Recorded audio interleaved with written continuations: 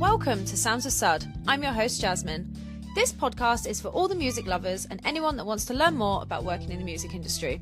Bringing you interesting insights and wild stories from DJs to festival organisers, we talk to all of the people behind the scenes that make the magic happen. So make sure to hit subscribe and I'll see you on the dance floor. Welcome, Tommie, to Sounds of Sud, the podcast. Thank you for coming over on this, what day we evening. Hey, what's going on? Again, I always appreciate when people are willing to come over to me on a school night because I know it's a lot to ask, so thank you. So, Tommie Traxx is your DJ name, Australian born and That's bred? the one. Yeah, Australian born. Born in Sydney. Yeah, In Sydney? Oh, born and bred. Have you ever lived anywhere else? Born and bred. I have. When I was growing up, my parents had a couple of businesses down in Wollongong. So it's down south of Sydney. Yeah. Yeah, so lived there for about 8 to 9 years and then came back to Sydney. Oh, okay, so you have experienced out of Sydney life because it's quite unique. I have, but not as just before my teenage years. Yeah. Basically, I experienced it. Cool. Yeah. Any desire to go and do any time in Europe or anything? I did Europe when I turned 21, so I did a big Europe trip. Yeah. Huge Europe trip. You should just say, yeah. Yeah, it was ridiculous. It was crazy. Equated to 7 weeks. 7 weeks. 11 guys. On one, all of you? All of us on one big Europe trip. For that long? For all of us, half of us left at different times, but wow, my trip was 7 weeks. How long was the entire group together? Together about 4.5 to 5 weeks. That is insane. Yeah. That is like a huge commitment from 21-year-olds. Massive. Like I could happily do that with my friends now. I could live with them for the rest of my life. Yeah, you know? Like, because we're at that age where we've got like proper solid relationships. Yeah. But like at 21, ooh, like that's hectic. Who was in charge of the planning? And it was funny because you can't really have too many people in charge, so you kind of got to delegate. Oh, not around the one person. It wasn't me. Well, we delegated this one guy, a friend of ours called Liam. So he did most of all the Airbnbs, all the flights. That's what I mean. There's a lot in it. Oh, heaps. Itinerary, like clubs, crazy. Wow. Did you go to Ibiza? Yeah. How much time? That was my first stop. For them, it was their second stop. That was your first stop? I just finished my uni exam. Straight to Ibiza. Off you fucking went. Ibiza is probably one of my favourite places on earth at the moment. It's like top 3. Yeah. Would you love to? Obviously, would love to DJ there. Oh, that'd be a dream come true. Yeah. Yeah. Yeah, crazy. Well, put it on the bucket list. That's what a little back segment that I'm doing in my head over here. I'm like I would love to have all this content of all these people that I truly believe are like gonna be successful. You know, like Mixed Methods is like I really want to be taken in a golf buggy from the green room to the actual stage. Like, that's something he wants. I'm sure it'll happen. So I was like, we got it on record now. Let's make it happen. Yeah, you're gonna play in Ibiza. I'll be there to watch. Fuck yeah, that's bucket list for sure.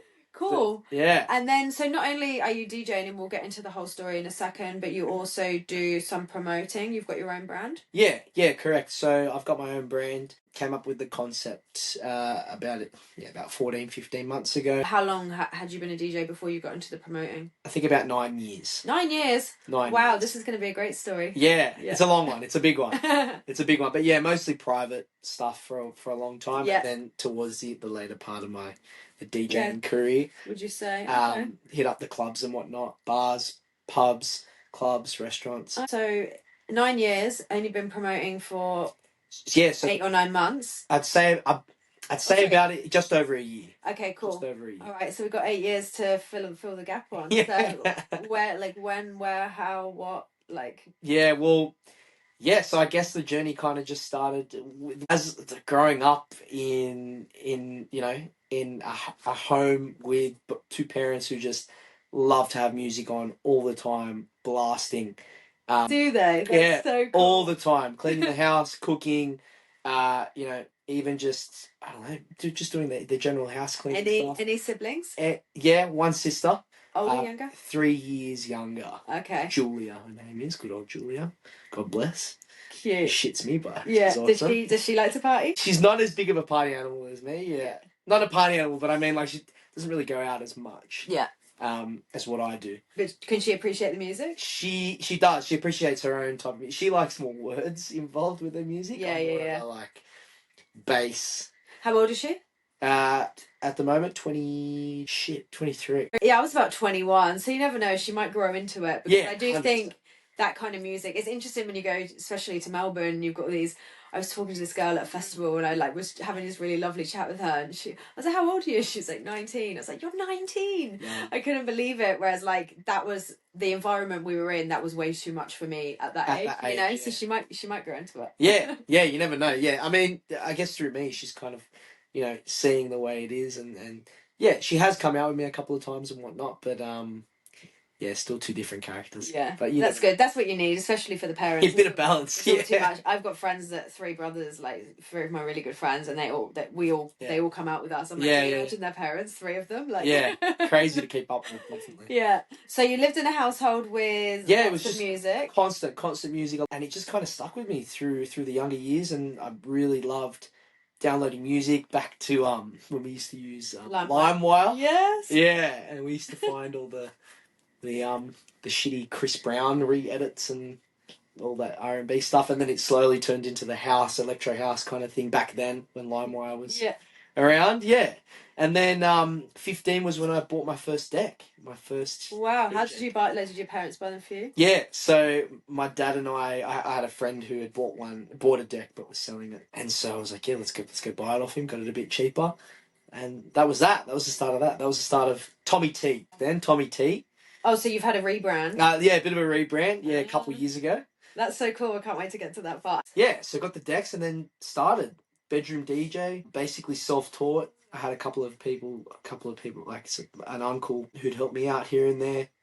And then just slowly, through self-teaching, got my first gig when I was 16. 16? Absolutely shitting my pants. Yeah, it was crazy. Where was it? I can't even remember, but I remember it was a 16th birthday party, obviously. Somewhere like in out Parramatta way or something. Something like that. How many kids were there? Like 40, 50 maybe. That's a lot though. It was, yeah. A 16-year-old kid. Oh, it was like having thousands of people there watching you at that first gig.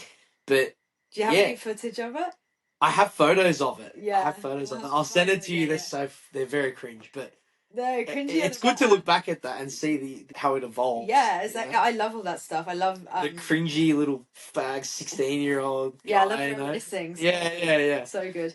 All right. So you play at any dramas? What kind of music did you play? I love house music, but yeah, great between like the years of 16 to about, I'd say 20, mostly private gigs. So I was pretty versatile in what I was playing. So I do R&B, house, hardstyle, techno. Yeah. Oh wow. Everything. Yeah, a lot.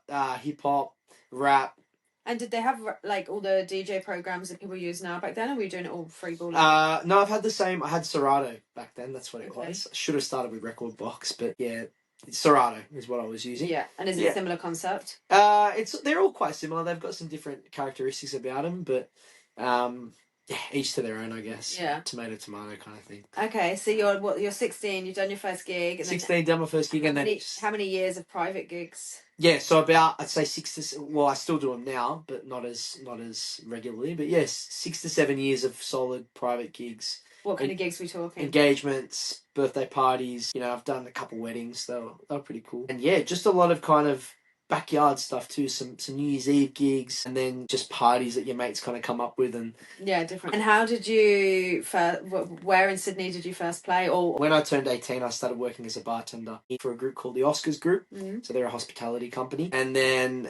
But I think I'd been with them for about 3 to 4 years, just while I was doing uni, just before uni and then during uni. And then, started, my first gig was at a venue called The Port, which was in Darling Harbour. But recently the council, a couple of years ago now, but the council kind of demolished the area where it was, so it's not really there anymore. But yeah. Oh, that's nice. Yeah. Is it where the stuff at Barangaroo is going? Just before, Darling Harbour way. Yeah. Yeah. So...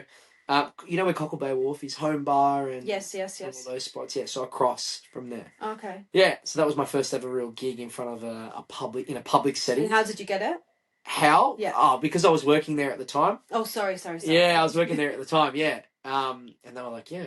Why not give you a shot? And then did you start playing there regularly or? Not regularly because the gear, like I was so used to using a laptop and DJ decks, so I kind of shot myself in the foot in terms of how I learnt growing up. I was so used to using the one thing. It was like I was being a bit of a pussy, and I kind of stuck with that, and didn't really broaden my horizons with get comfortable with other types of gear. So so you wouldn't use a USB? So yeah, no, I wouldn't use a USB, and that was the first time that I used a USB. And slowly, just kind of started learning on CDJs and whatnot, which is the USB type gear. And how did you get? So then you've wormed your way in through a job, Yeah. which I love, by the way. Slithered right in. Someone said to me, like, basically, if you want something, you just have to start putting yourself in the place of where that's going to happen for you. Like, 100%. just put yourself there. Yeah. And it's just funny because the more I talk to the more I talk to everyone has a similar kind of overarching theme that they just went in. Get in and do it. Get in. Because that's the best way to go about it. But, you've got to know in yourself first. It's like, this is it. Like, take it. Yeah, exactly. Like, just, make it happen kind of thing.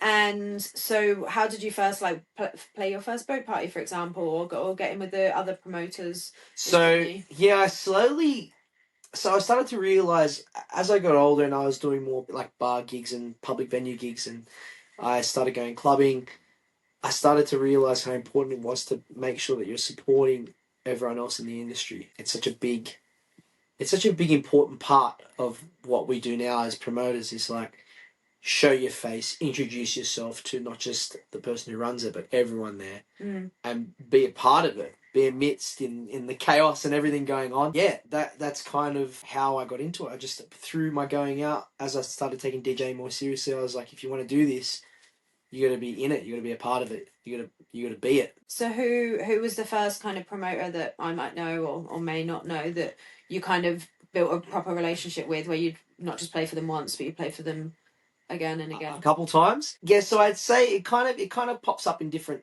areas. Like, one of the first guys that started using me for his parties, who you've put on the podcast before, Luke Levitas. Yeah. Yeah, so when he was doing his own kind of private mansion parties and whatnot, he was putting me on. Did you play at that mansion party? Yeah, there's a couple that he's done. The most recent one I played at, The Halloween one? The Halloween one, You did? did? Yeah. Oh, that's so cool. Fucking awesome, yeah. It was crazy.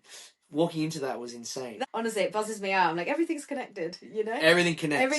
Everything connects. Yeah, that's funny. That's funny. But that sounds like a great party. Oh, it was ridiculous. It was one of the coolest things I'd ever walked into.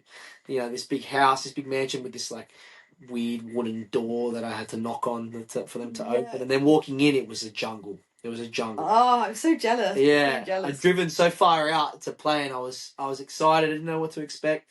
And when I walked in, I was like, "Holy shit! This is the real deal." People are like, it was heaving. Really impressed. Yeah. Good. That's so cool to hear a different perspective on the whole thing. Yeah. That was a long one too, because there was just so much to talk about. I've everyone that's come on here, I've had such a blast talking to them. It's like, it's cool. It's interesting. All right. So that was, and when did you first, you've played on Glass Island, if I'm not mistaken? I have played on Glass Island, but they kind of do different, that are in different parts of the industry that have their own little unique kind of offering, you know.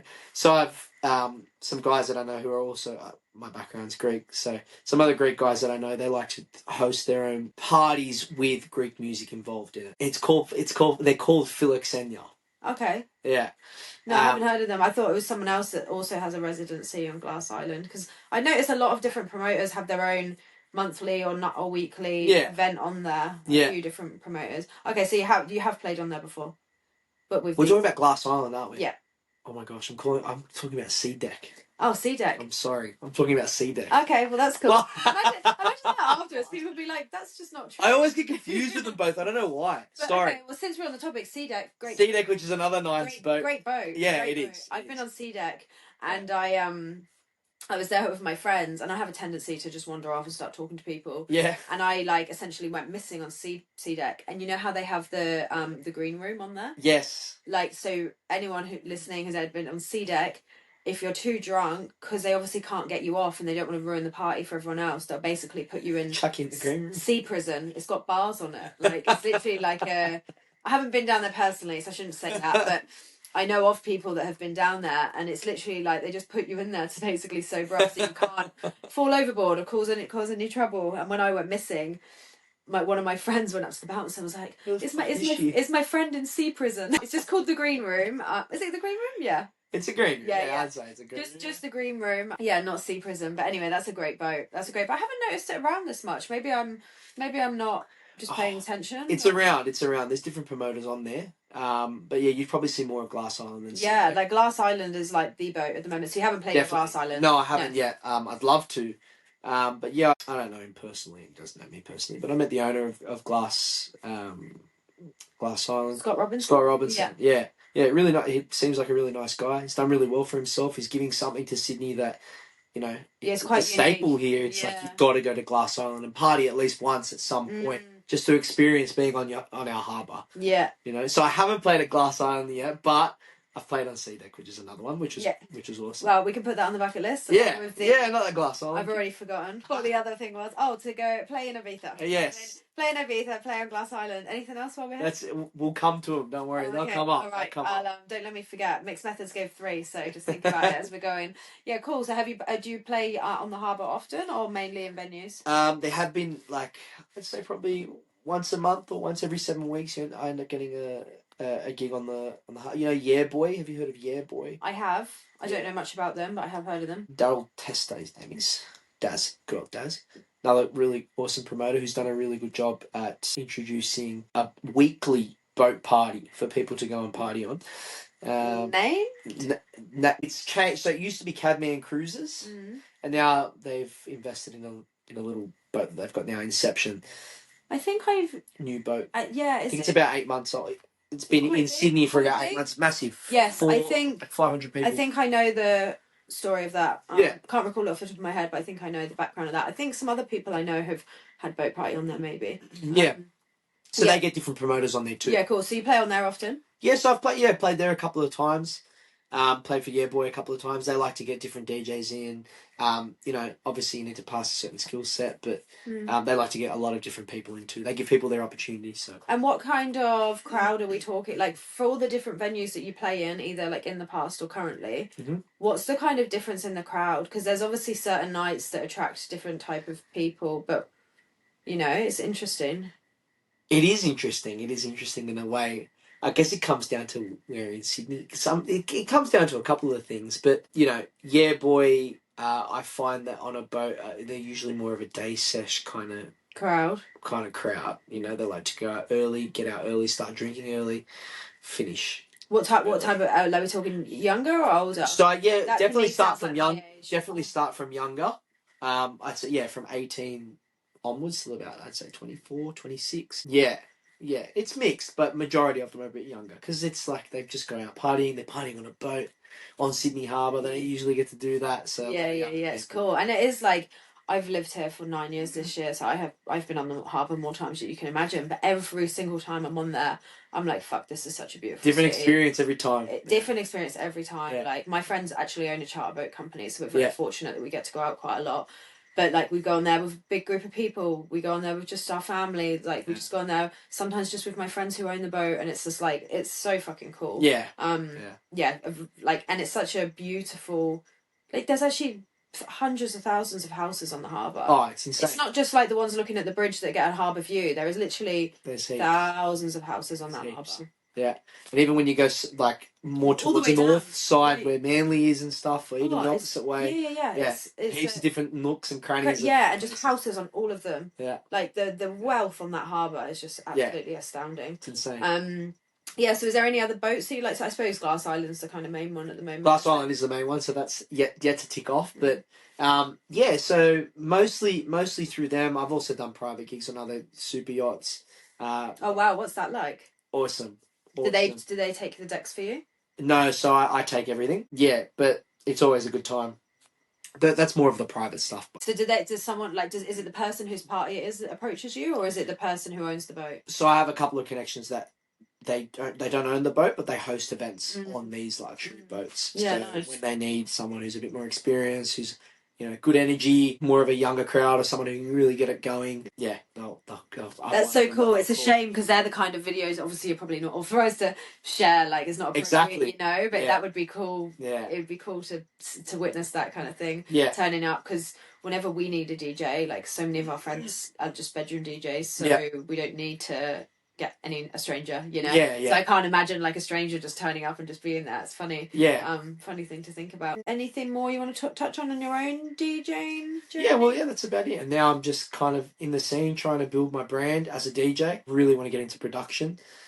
And I guess I'm my own enemy with that stuff because once you start, it's this big, never-ending tunnel of just there's a lot involved, and it's a bit daunting, I'd say, in a way. Yeah, I mean, you should definitely link up with Warwick because he's the exact same point, and you've got a lot more experience than him. Right. He just started to try and like open the doors to Ableton, and he's just completely overwhelmed. Yeah. Completely. He just is just like, and I don't have time to be thinking about that when I've got so much to do with this podcast. So I can't even. Yeah. I'm like, I can't even get into this. I'm sorry, because I will go down the rabbit hole with him because it's interesting. You know, I would love to know how to make music. Who would? Yeah. But just not have nothing on my plate. Yeah, it's just something. I guess it's like anything. If you apply yourself that much and you're that obsessed with it, like eventually it will start to click. Yeah. It's the time needed. Like he was going to do this course, and the person on the phone said they needed him like 2 hours every night or something. Yeah. To really be invested, and like he definitely obviously can do that at some point, but now's like not the exact right time. Yeah, exactly, and that's part of the reason why too it's daunting because I'm promoting a lot of events too. I'm doing my own events. I'm linking up with other companies to do some events. So that in itself, finding the time, it's like you got to make the time for it. So why don't we talk about that? So you've gone from being a bedroom DJ, played at your teenagers party. Yeah. Now you're playing gigs on the harbour. Where else in the city do you play? I've played at Ivy. I've played at Homebar. In the Courtyard or in the pool club? I've played at the Courtyard, which was awesome. I've also played. That's pretty cool. That was my biggest one to date. Yeah, I played for Club Above. I think it was their first week or second week opening. Yeah. How was it? Awesome. Yeah. Insane. A mate of mine, Connor Hart, his name is. So One Hit Agency kind of run Club Above. Connor Hart is part of their roster. So he's a signed artist. Yeah. That's cool. So I kind of knew him growing up from the same area and whatnot. So he kind of got you in? Yeah, so he put in a whisper in One Hit Agency's ear and was like, let's get him on, and that was my first major gig with. Yeah, it's not what you know. To you know, right? Yeah, literally motto in life. So, how do you know Connor? Just friends from growing up? Yeah, so I wasn't overly close with him, more acquaintances. But I've been to a couple of his parties where he was DJing too, and I really loved his stuff. We're both from the same areas, we know the same people. And then eventually, got that opportunity, and it was awesome. It was one of the best days of my life. So that was. They just had their first birthday, I think? Yes, it was last year. Okay. Yeah. Yeah, and then just the one time you played in the Ivy? One time there for Club Above. Yeah. And then, so One Hit Agency, they ended up approaching me. So my next gig for them was Defected on New Year's Eve.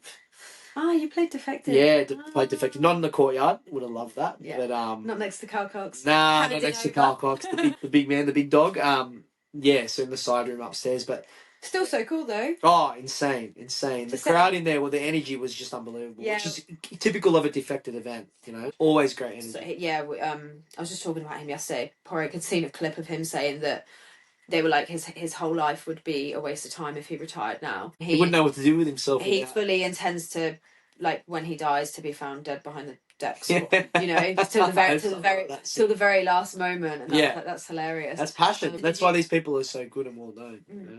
So that would have been awesome playing, Defected at the Ivy. And then where else in Sydney? Homebar too. I really like playing. So I also like playing at public venues such as like Watson's Bay. You play there? Woolloomooloo Bay Hotel. Yeah, I've played there before. What kind of crowd do you get in those places? So that's more of a mature 22 to like 30, maybe a bit older kind of crowd. A crowd that just like to have background music. Good tunes on. Oh, good tunes on. Enjoy their cocktail. Maybe even 20 of them. Yeah. And just kind of let the drunkenness creep to them and just bop their head to good music. Yeah, Sunday afternoon. Sunday Harbour, Sunday sesh, perfect. Sydney Harbour is the best place in the world for a Sunday sesh. 120. And when you've got that view of the bridge and the Opera House from Watson's Bay, or you can just see the bridge actually from You can just see the bridge. The bridge, not the Opera House, but still in the sunset you're just like, wow. Perfect. So nice. Perfect. So nice. Yeah. And then, so at what point did you go from DJing for other people to think, I'm going to throw my own event? So, last year, when I was trying to get into the scene, part of it was hard. I didn't really fully understand the concept of having to show face everywhere. So I started my own brand where I could throw my own parties because I always loved partying. I always hosted a lot of parties at my place. Everyone always used to talk about the parties that I'd have. And from that too, it was like, you know what? Give it a go. Why don't we throw our first event? Threw my first event at a little pub called the Southern Cross Hotel. So they had this awesome courtyard that we threw at my first event at for the House of Trucks. That's the label. And it was awesome. Had, 80 to 90 people who I knew for a while, and it just started from there. Got good content. And then from there, it started rolling in. Started coming up with more concepts. Did you have anyone to help you? Like, help set up? Yeah, I had a couple of friends that would help set up. Organise? Organising everything? Not really, no. How did you go about it? No, it was just kind of just found your way. Like, you just step by step just come up with concepts and then bring them to life. So with that one... what did you do? Make the poster on Canva? So I have some friends who media. Mm-hmm. So they help with photography, videography, and they also were helping me with design for flyers and content and whatnot. Yeah, cool. Yeah, and yeah, they helped me. God bless them. They helped me with everything for the first one, and then it just kept going, stemming. And how was the what was it, agreement with the venue? Like, did you have to sell a certain number of tickets? Minimum bar spend. Minimum bar spend. I think it was something like $6,000 or something. Did you just hope that happened, or? I was so sure that it... when you have to be really sure about yourself, you really got to back yourself in these situations. So I was like, you're going to get it. You have to get it. Because if you don't get it, you're going to be out of pocket a bit of money. So go hard or go home. And I did, and they ended up making quite a bit of money, like, I'd say around 10 grand. Oh, so wait. 9 to 10 grand. Yeah, that's it. You got a back. Yeah. And so that first event was in 2020. 2023. 23. Yeah, last. And how many? Sorry, excuse me. 2000. We're in 2024. Yeah, start of 24. Oh my god, I keep forgetting. Yeah. We're in March. Yeah. And you're still forgetting. 2022. I'm talking about last year. So how much? Late 2022, so November. What number are you up to now? So now we're up to the 7th. We're coming on to the 7th. Okay, let's go through them all. Put you on the spot. So yeah. Number 1, Southern Cross Hotel, 80, 90 people. Yeah, that was 2. Like November 4th, I think it was. Okay, we if you really want to add the dates in, we can. I don't want to. I'm trying to sound better than what I am here. That's all I remember. The first day. You started it now. November. All right, now I've forgotten already. So we've got November 2022, 4th of November 2022. Yeah. Southern Cross Hotel, 80, 90 people. Yeah. Number 2, go. Yeah, the second one was King's Cross Pavilion, now known as not Chicane. It's in King's Cross. Do I need the countdown timer? Yeah, I think you do. It's now known as something else. KX Social, it's called. KX Social. Oh, I've been. I've been there with the Deep in Your Soul. Really nice venue. I spent my 30th birthday there. Yeah, they threw an event upstairs. Might have been at the same event then. Yeah. Luke helped them out with it. Yeah, you were there. I was. That was my 30th birthday. Oh, really? There you go. There. Were you there? Well, we're connected somehow. So cool. And that was a top night. That was sick. Oh my god, that's so fucking weird. Yeah. But Porrick is in all of the videos because he has these glasses with LED green on, Right. and he's like, he gets in so much footage, like so much, because they're so noticeable even from afar. Yeah. Oh my god, that's so weird. I can't believe you were there. Yeah. Those guys are lovely. I was like, awesome. Became friends with them too. Yeah. That's so funny. But that wasn't your event. No. No. That was just so the venue itself. The second event that we threw. Was it? Yeah. Was yeah, there? and Luke Levitas helped me promote it. Okay. We sold out and we couldn't fit any more people. Yeah, which is really healthy. How many people would you say in that venue? To fit. Just upstairs, are we talking? Just upstairs, it fit like or something. Yeah. We had another like sold out. Yeah, well, we had to. Yeah. Awesome. Yeah, okay. But we had about I think it was like about 220 people that came through the doors that night. Oh shit. Yeah, we were pushing people back. Yeah. One in, one out. So, how many other DJs are you doing this with? Obviously, you're going to play at your own event. Oh yeah, I like playing at my own events. Yeah, I don't really do headliners or anything like that. I like to. My first event I headlined, which was awesome, just with my close friends and the additional close friends. Yeah, but, and they're close friends. Yeah, they're close friends. Yeah, and then kind of from there, I like to do warm up sets. So yeah, always DJ there. But yeah, I do get some other DJs. How many are we talking roughly? 5 to 6 each event. 5 to 6, quite a lot. Yeah. Just so the event goes for about 5 or 6 hours. About 6 to 7 hours it'll go for. Yeah, cool. All right. So now it's like that game when you're younger. You're like, I went to the shops and I brought an apple. Right. Keep adding it. I'm like, now I've forgotten. Where was next? Okay, so we're at number 3. Second. Yeah, no, sorry. So now we're at number 3. Yeah, now we're at number 3. And you know what? I think I can't remember from there. At all? No. Oh. So I know. It's bad, isn't it? Yeah, that's so bad. I can tell you now. Yeah. Give me a sec. Look it up. Let me cheat. Yeah. Let me cheat. We can just add in some elevator music here. Maybe some background elevator. That sounds good. And you know the funny thing is you asked me like 15 times. Is there anything I need to prep? I know. Is there anything? I know. I don't even have need to do, and I'm like, nah, don't worry about it. I don't even have internet. I should know these things too off by heart. But yes, it was King's Cross Pavilion after that, and then they've all been in Sydney. I can tell you that much. Okay, you don't have to say them in order. Okay, we can cheat. But yeah, the 5th one. I can tell you about the 5th one or the 6th one. Yeah, so our most recent one we held it in Wollongong. Okay. Which was my biggest one to date. Yeah, actually. I saw the videos. I was like, that was since we've been chatting about all this. I was watching the content and everything. So it was good. 2,000 people. Whoa. Yeah, 2,000 people came through. And how many people did? Surely you had some help organising that one. Yeah. So my partner helped me with that one. Yeah. Yeah. God bless her. She did a great job. What was her role? Her role, front door girl. Face of the brand. The delegator, yeah. The big second. She did a really good job of that, thank God. But yeah, so she helped out with that, which was good. I needed the help with that. It was massive. Spread across 2 venues that are linked together. Okay. Pepe's on the Beach, it's called, and Friskies. Yeah, we threw the event there, which was awesome. And how did you sell? Like, that's a lot of tickets to have to sell. Like, yeah. Again, another minimum bar spend. Bit high. No minimum bar spends there, but actually, sorry, I can't remember. No, there was just had an agreement with the owner. Yeah, just had an agreement. But I promoted it really well. I knew what I was doing by then. It was my 6th. Why Wollongong?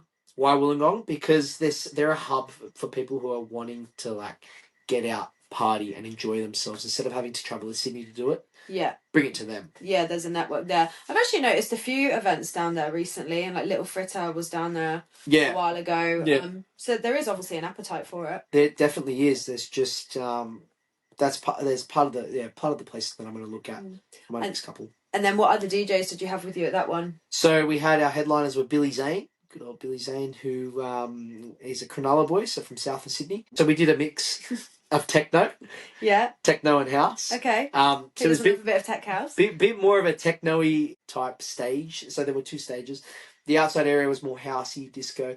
The inside area, which went through to the night, was more of a tech house, techno. That sounds great. I should have been there. It was fucking sick. Yeah, it was on Australia Day, 26th of January. See, that's I'm like, no offense to anyone, but personally, not for like I don't. Oh, you don't. Yeah. Yeah, I just rather just not stay. Now I understand it, but no criticism whatsoever. No, I get it. So part of the marketing that we didn't want to market it as Australia Day because of, we didn't want to offend people or make out as if we were trying to celebrate anything. It was more of just the fact that it's a long weekend. It's a time for everyone to come together and party together. Yeah, 100%. I mean, there was actually quite a few things on that day, and I was like, I would love to, but I'm pretty sure it was Porrick's parents' last day. They were going home because we had both our families here over Christmas. Yeah. So I'm pretty sure there was more than one reasons. It just doesn't sit well with me. I'm like, but each to their own. But it is a shame. It is a shame when it's like on a Friday and it makes it a good long weekend because you're just like, oh, whatever. But there's always plenty of other stuff to catch up on. And yeah,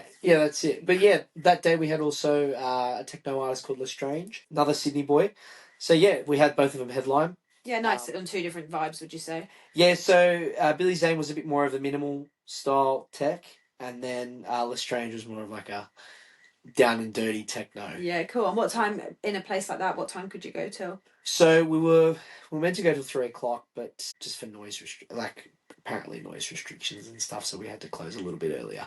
Only about 25 minutes earlier, but... Still not what you want to do. No, it was like we promoted until 3. What point in time did you get told that it couldn't go till 3? At like 2 a.m. 2 a.m. That's not what you want at the at the end of a party. Yeah, just don't want to leave a bad taste in people's mouths. Was it still packed then? It was still pretty packed. Yeah, because that was the start of a long. Australia Day was a Friday this year, wasn't it? Yeah, so it was the start of a long weekend. Yeah, correct. So we started at 2 p.m. and went through to 2 2. That's a long party. It is. Do you reckon? What percentage of people do you reckon? Because you've obviously got the different people at the different stages of the day, right? You've got right, we're getting there when it opens, we're going hard and we're going home and we're going to bed and we're going to work tomorrow. And then you've got the ones that might work in hospitality and not work Mondays, and they won't come out till like 10 p.m. And then you've got the people that should be going to work and go just in that on the fence, you know. You've got different. What kind? Like, would you say that anyone there gets there when it opens and leaves when it ends? Just in general, not just your event. Like, I was not saying. Yeah, I definitely noticed a couple of people that were there ready to party and take it all on. But because it was split between a day session and a night session, you definitely had most of the people coming through for the afternoon slash night session. Yeah. The early day was kind of like warm up, get in the mood. Yeah, people are at the beach, you know, with their family and stuff. Did you have to have tickets? Yeah, so the venues were together, and Pepe's it was free entry, and then through Pepe's you can access Friskies is what it's called, which is like an underground kind of venue. So yeah, so the Friskies part was ticketed, but getting into Pepe's was free. Okay. Yeah. And then they merged together at one point. Yeah, yeah. At one point, yeah. The line was crazy. It was so long. It was challenging to manage, but it was good. Everyone had a really good time. The music was great. So it was just pay on the door, or you could pay on the door also? So it was ticketed prior. Beforehand, we sold, I think it was 700 tickets. Wow, and you had that many walk-ins? Yeah, heaps. We had like another... Between the two venues, there was about 2,000 people for the day. Wow. And it's like it's a lot of... I know, obviously, the liability or whatever sits with the venue, ultimately, the liquor licence and everything, but it's a lot of weight on your shoulders, isn't it? It is, and that was also part of the reason why they wanted to finish at 2:30, just in case. Were you stressed? Yeah, big time. You always stress. Every event that you get, you stress. And the night goes so quick. It goes so quick when you're stressing, and you forget to kind of look at what you've created and look at the people that are with smiles on their faces and kind of, you know, be in the moment with what's going on, which is one of the things that I need to start teaching myself. Yeah, I think it's a bit of a common theme, but it is that moment you're so busy running around when you stop just for a second and you're like, oh wow. Like I always think about the organisers of festivals when they... Oh. I don't know, if they're somewhere iconic like at Glastonbury, say, and they're in that spider thing, if you were to look down and like just sit, just any of them really. Just sit for a minute and look at what you've done, what you've created. That in itself, it's an important thing to do with anything that you do. Yeah. Is to sit back and go, look at it for a second. Look at what you've done. Be proud of what you've done. Yeah. And look at the impact that you're having on everyone around you. Yeah, and it is. It's like music just makes people so happy. It's like it's very. It's a drug. Yeah, 100%. It's a drug, and it's free. Yeah. It's a drug, and it's free, and it is never ending, and it is forever giving. And there's just like endless amounts of it. Endless. You know, there's like apparently a whole black hole's worth of like music on the internet that's been released and like never played. Not and, even like, surprised. Yeah. Not even surprised. Like, we'll probably never ever hear. No, you couldn't. Yeah. Even if you're listening to music all the time, you'd still never get through it all. Exactly. That's why I'm like, but it's incredible the rate that music is coming out these days. Oh, it's insane. The taste, the different genres, the subcategories, like more and more people are interested in, you know, sound and the way things... And mixing stuff together and they're curious. Yeah. Especially when I go to festivals. Like, I remember being at Pitch and I was like, I can honestly, hand on my heart, say I've never heard this particular style of music before. Yeah. Like... Would you say you enjoyed it? Or do you more enjoyed the experience of what was going on while the music was happening? This year that I actually decided I wasn't going to talk too much about, just given the circumstances, just because I want to stay true to myself, but I don't want to bag anyone out. But last year, 2020, now I'm at it, 2023. Yeah. The music was fucking incredible. Like Wait, so 2023...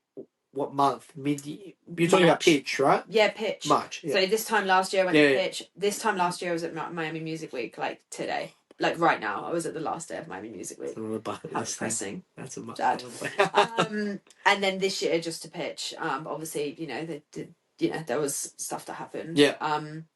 But last year the music was fucking incredible. I was like, from the second I got there to the second I left, I was just in awe of it. Yeah. This year I liked it on the Friday and it was a smudge on the heavy side for me.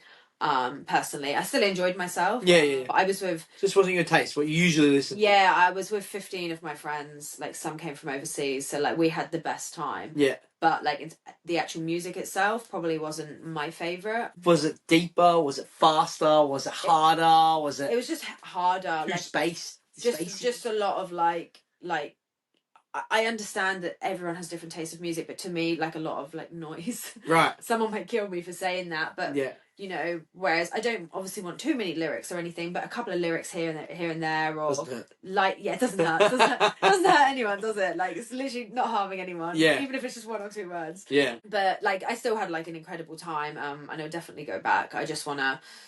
Strawberry Fields, really cool line up there as well. I just want to go. I want to go to them all. Is my problem is like I want to go back to festivals that I've been to before because I have such fond memories with them. Yeah. And but I also want to go to a new festival every year. Experience those like, new, of course, tastes. like some of the I would love to go to Tulum. I think I got told I said it wrong before. Like I want to go all over the world and go to festivals. They're such special. Like this, that's the only reason I'm doing this podcast because of festivals, right? Yeah. Like, I want to experience it in as many different countries, as many different environments as I possibly can. And you meet the coolest people. 100%. The coolest fucking people. And that's the thing that one thing being a promoter now, biggest thing that I notice is the change in taste of music. From when I was like 13, 14, I'd fantasize on my little laptop watching a Tomorrowland after movie. And from Tomorrowland, it turned to Defected Croatia. And then that... Have you been? I have... not Croatia. Yeah. No, I haven't been defected overseas, only here, technically. Have you been to Tomorrowland? I have been to Tomorrowland. Have you? So that was another bucket list thing that I had when I was like, not even joking, 13 years old. And I remember the moment. I remember the moment in my library at school, I was like, I have to go to this festival. And skip, 8 years later, I was sitting there with like 10 of my best mates, just watching the stage that I watched through a screen. And it's evolved, like the way it's evolved from 2013 to like 2021 when we went, or 2020, was it 2023? I can't remember, but yeah, it was. Have you watched the video on YouTube? And it's got the first one all the way to now. I think I have watched it. It's quickly, incredible. Yeah, it's kind of mind blowing, really. Oh, insane! It's like it's a whole postcode now. That's how big it is. It's. I don't know. Is it bigger than Glastonbury or? Oh, like Glastonbury is like you'd never get. My dad said you'd never ever, even if you tried, you couldn't cover it all in one. So, really? Yeah, no way. He said no way. Speaking from experience. Huge. My dad went every year for like over 10 years, and then at the age, I might start to like music and that kind of stuff. 15, stopped going, never went again. Really? Bastard, hey. Wow. Every year they had a stall there, so they went for free. I was just like, what the fuck? Come on, Dad. Like, come on, Dad. Come on, sing the sunlight. So I said, come on, man. That's hilarious. I can't wait to listen to this bit. So anyway, yeah, like what the fuck. We were going to go this year, but then our dates haven't quite lined up because we're going to Defected because we have a wedding to go to. So I will get there at some point. But yeah. So how was Tomorrowland? You were there with all your friends. It was ridiculous from the start to the finish. You never want things like that to finish, I guess, ever. What year? 21. Who was the headliners, or who did you think? It was 20. I think it was 23. Last year. 21. 2021. Yes, 20. Yeah, and it was.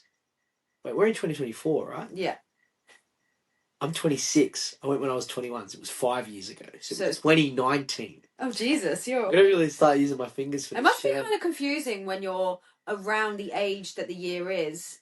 Like, that's what I'm saying. That's why I get confused. 2021. Are you 21? No, you're not 21. Because it's so close to like 24. You're 26. It's so close. Yeah, correct. Yeah, I can understand. That's why I'm muddling up. All right. Yeah. We'll just blame it on that. Yeah. Okay. 2000. Oh Jesus, no. I'm 2019. You went. Who did you see? 2019. So who was playing? Yeah. Oh, back then with the artists, there may have been like I think Deborah DeLuca was playing. I think there was Charlotte DeWhite. They're the more techno artists, and then it just moved like. We were moving around to so many different tents and watching so many different people. Like we watched Claptone. Oh wow! So I've only Claptone. really come to know them somewhat recently. You've only come to know the artists, you mean? Yeah. Yeah. So, it was crazy. We went and watched the guy called Bontan. If you've heard of Bontan, he's from the UK. I'm pretty sure he's from the UK.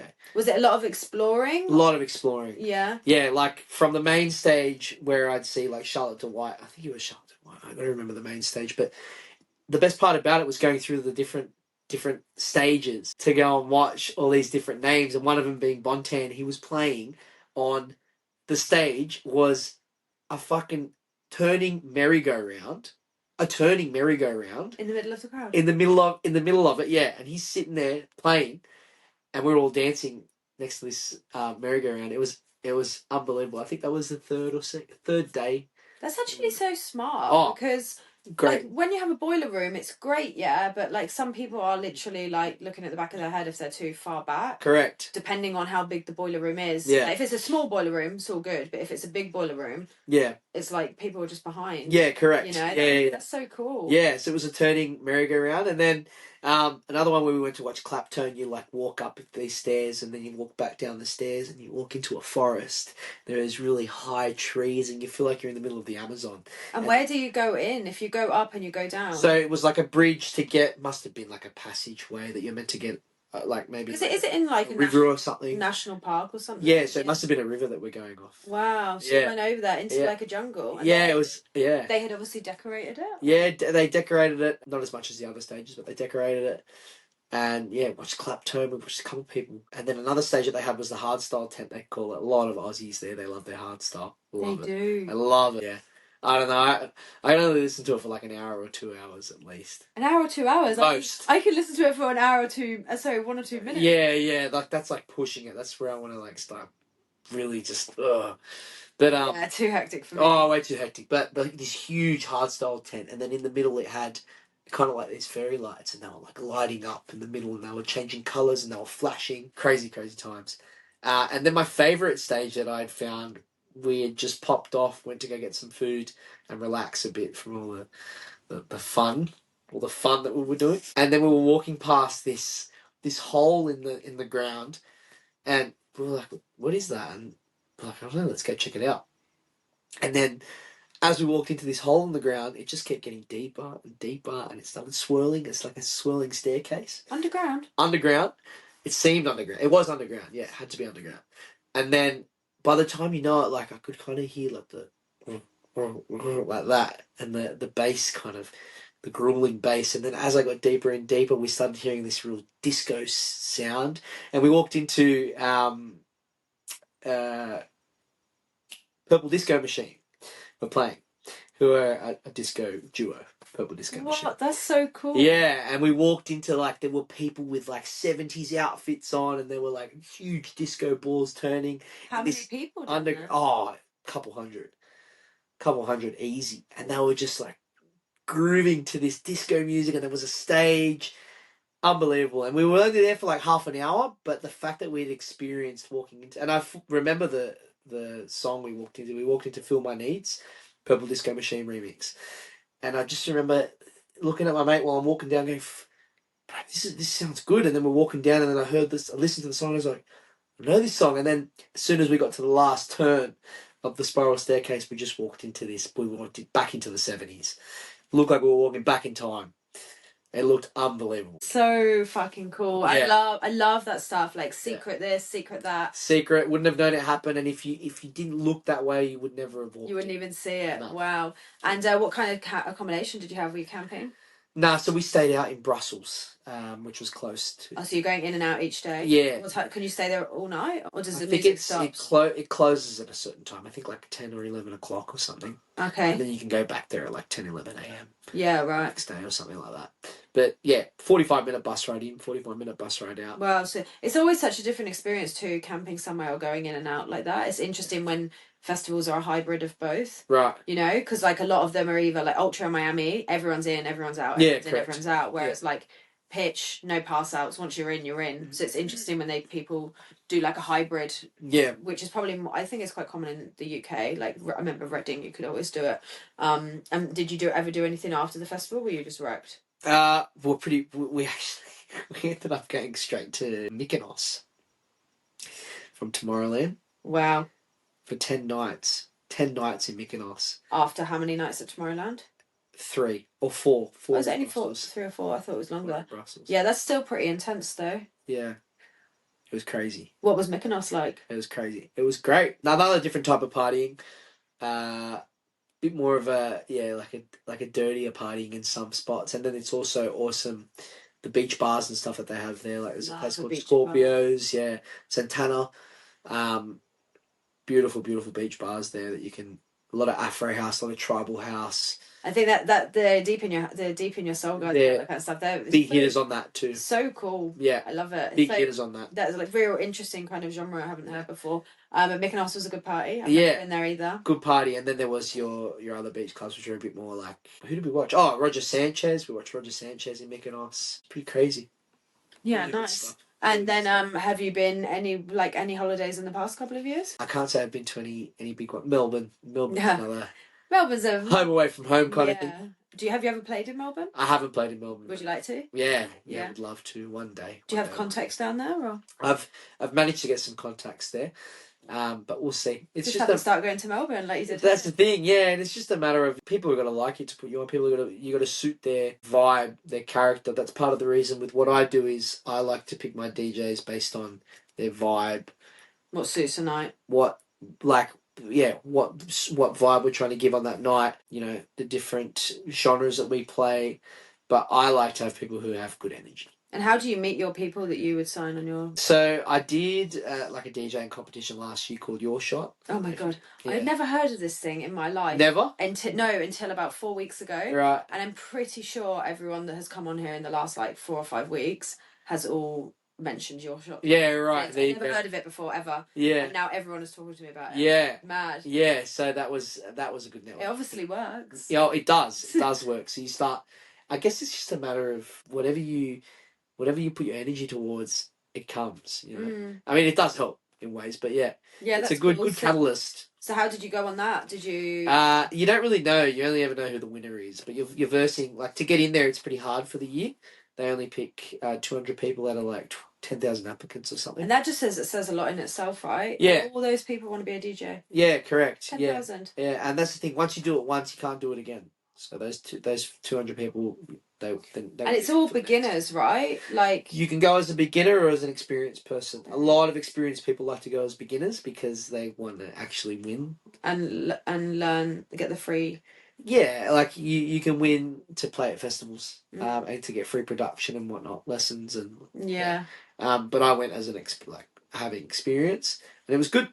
It was really good. You have a big show at the end of your DJing lessons and whatnot. How many people would you say that you made friends with through that? Through there, I took it upon myself to make a big Facebook group chat. So I went around and started adding all these randoms into this group chat.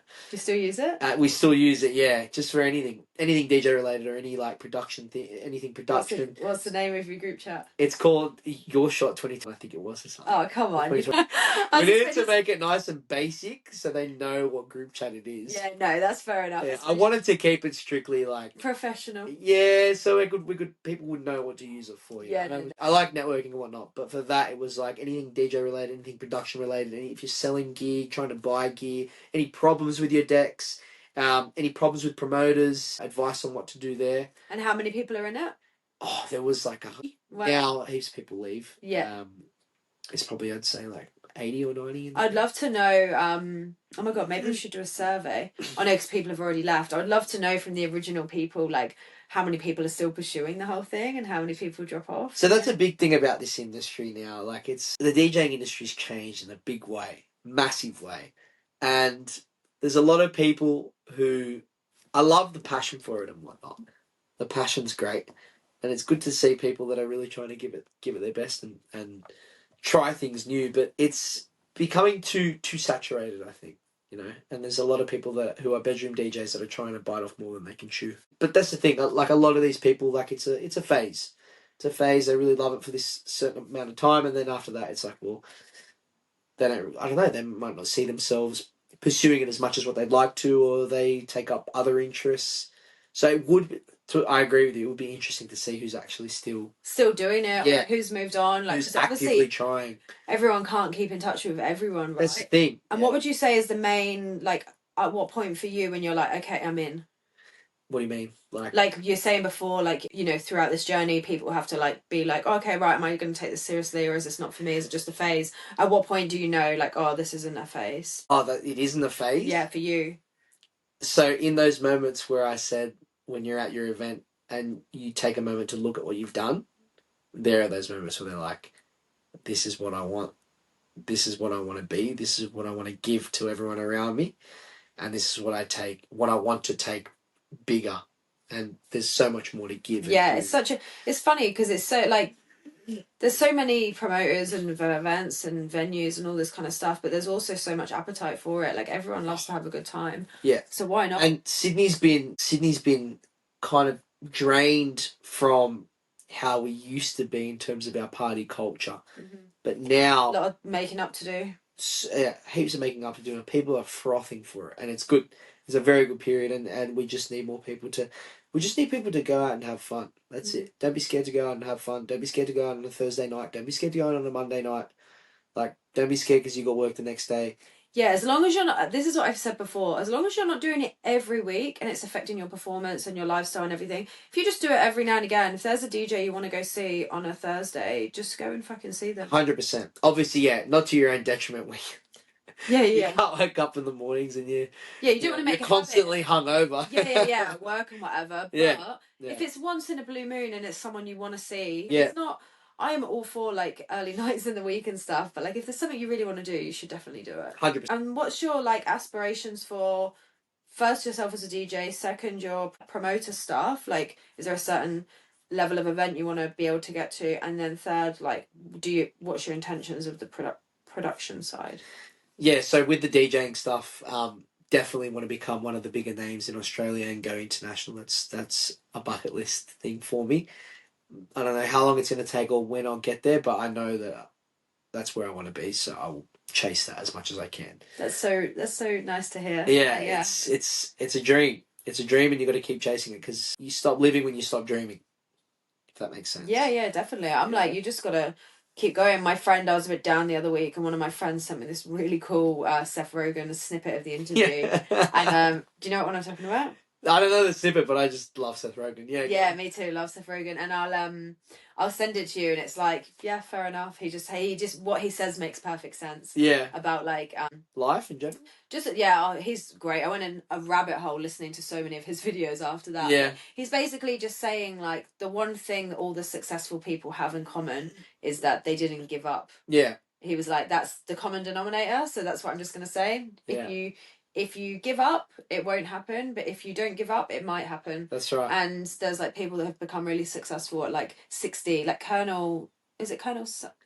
Yeah. KFC guy. 65. Yeah, crazy. Like, he started off selling at like knocking on people's doors. That's like my life already that I haven't lived double. Like I'm 30. Yeah. So that's already my life again, which sounds like a long time to not be successful for that long. But you know, the point is just keep going. So you never know unless you try. You'll get there. Never know unless you try. Yeah, I will look forward to seeing you on the stage in Ibiza. 100%. And then promoter stuff. So promoter stuff, with what I'm doing now, all the different ideas that I've got and the different people that I'm networking with and the different companies that are reaching out now to join together, it's exciting stuff. And the fact that it's exciting, and I don't know, like I have a vision of, I want to go festival sized. I want to go festival scale 100%. So that's... You want to own the festival? I want to own the festival and run it and be the guy that puts a smile on everyone's face in that moment. Yeah, that's so cool. Yeah. That's 100%. So cool. Wouldn't it be so cool if in like 10 years you look back at the stuff and then this is that raw footage and it's like, you know, like when you see videos of like Amy Winehouse and she's like 15 and she's singing and like it's quite heartbreaking really, but it's crazy to see that the evolution of it. So fingers crossed. Unbelievable. That's awesome. And then how do you like, what's your process for like actually making decisions on what events you're going to do and where you're going to do them? Do you have like a whiteboard? Do you have like, what's your... Everything's everything kind of starts from in my head, and then I'll come up with a concept, or I'll look at a venue that I really like that I think, fuck, I can imagine what I could do at this venue. You know, all starting from the imagination, and then a lot of paper and pen.